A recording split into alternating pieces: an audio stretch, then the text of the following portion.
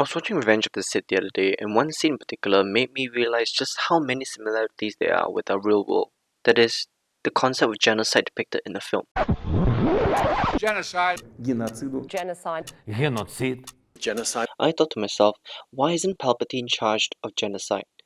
So in this video, I want to first try to explain the legal side of genocide and its various challenges. That is, it is very difficult to charge someone of committing genocide under international law in the first place.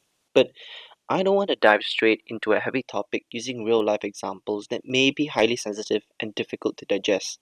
Instead, I'll be using Order 66, a fictional event, to explain what makes genocide genocide and its various legal challenges. So let's dive right in. Being a protocol issued by the Sith Lord Darth Sidious, also known as Chancellor Palpatine, during the Clone Wars, the protocol instructed the clone troopers of the Grand Army of the Republic to turn against their Jedi commanders and execute them. The Order was a combination of Palpatine's plan to eliminate the Jedi Order, which he saw as a threat to his power. By manipulating events throughout the Clone Wars to bring about the fall of the Republic, he saw and facilitated the rise of the galactic empires. The clones were then created and programmed to follow orders without any questions, were implanted with a biochip that contained the Order 66 protocol. When activated, the chip would then override their loyalty to the Jedi and compel them to carry out the order. The execution of Order 66 was thus swift and devastating. Jedis across the galaxy were essentially caught off guard and were often outnumbered and outgunned by their former comrades. Some were able to fight or escape, but many were killed in the ambush. The implementation of Order 66 marked a turning point in the Star Wars saga, as it led to the near extinction of the Jedis and the rise of the Empire. It also had a profound impact on the clones themselves, since many of whom were left to grapple with the realization that they have been used as tools of destruction against their former allies. In short, Order 66 was a tragic moment in the Star Wars universe, one that showed the brutal efficiency of the Sith's plan to eliminate the Jedi and seize control of the galaxy. So, what if this happened in our universe? Can we then prosecute Palpatine under international law? Well, yes and no. To do so, we turn to the Genocide Convention, which states that genocide is defined as acts committed with the intent to destroy in whole or in part a national, ethnic, racial, or religious group. As such, there are three elements to take note of.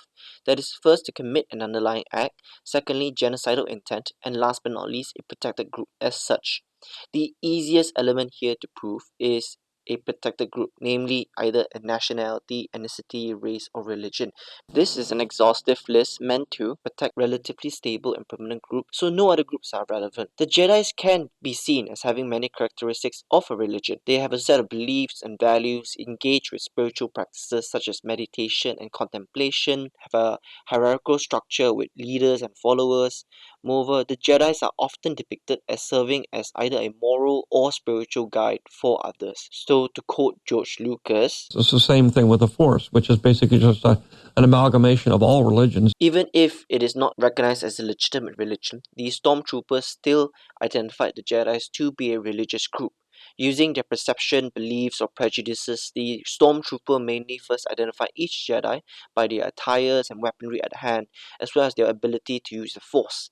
Defeating most Jedi and claiming the Jedi Temple, they most likely have access to historical archives containing the names of each Jedi at large, and thus they were even able to identify any potential Jedi survivors. On the second element of an underlying act, there are 5 possible acts. The acts referred to meaning killing, causing serious bodily or mental harm, deliberately inflicting conditions of life that are intended to destroy the group, imposing measures to prevent birth, and forcibly transferring children to another. While the last one famously didn't happen, still this obviously takes the second box, since there's also a deliberate killing of the Jedi by the stormtrooper. The last key element that needs to be established is the intent to destroy.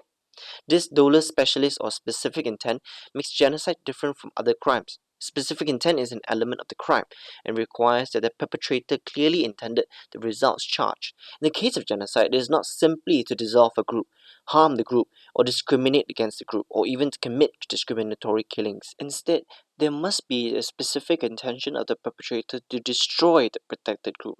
Coincidentally, this is the hardest element to prove due to its high legal standard and evidentiary criteria. In this case, we as the audience can infer genocidal intent to destroy the Jedi Order in multiple instances. we see how there is a military organization in terms of the clear instruction given to each stormtroopers, how they were each heavily trained and armed by using rapid fire at a focused location and using numbers to their advantage. Even blaster fire can penetrate all but the best of lightsaber users. Another thing to note is that how Anakin led the best clones to the temple. They were called Vader's Fists and are his personal elite. Using the most highly trained combatants to march into the heart of the Jedi Temple further cements that this is a precise and calculated attack intended to bring about the immediate destruction of the Jedi Order. However, this is all well said and done. While we as the audience can clearly see the evidence, if Chancellor Palpatine were to exist in our world, there lies challenges to prosecute such individuals for genocide. With a campaign to discredit the Jedi Order in the eyes of the public, he manipulates events and spreads false information to create the perception that the Jedis are corrupt and unable to protect the galaxy. This campaign culminates in the issuing of Order 66 and the mass killing of Jedi. We see how this campaign to villainize the Jedis continued to prevail decades after Order 66. Thus, gathering evidence and identifying those responsible can be a difficult and time-consuming process. Additionally, many perpetrators of genocide hold high position of power and may be protected by their government or military forces. Chain of command is difficult to establish in courts because Chancellor Palpatine, who now wields unchecked power, both literally and from a political sense, can easily sway his subordinates to bury evidence and silence any possible pushbacks. Even if there is another coalition of states that can match the power of the Galactic Empire, it wouldn't still be an easy task. All in all, Order 66 can be considered as an act of genocide under international law. The order demonstrates the intent to destroy the Jedi Order as a religious group and involves the killing of members of the group on a large scale. While it may be argued that this is a fictional event in a science fiction universe, examining it through the lens of international law can provide insights into the real world implications of genocide and the importance of preventing such atrocities in the future. As such, I wish that all of you apply what you learn and try to understand the world a little better.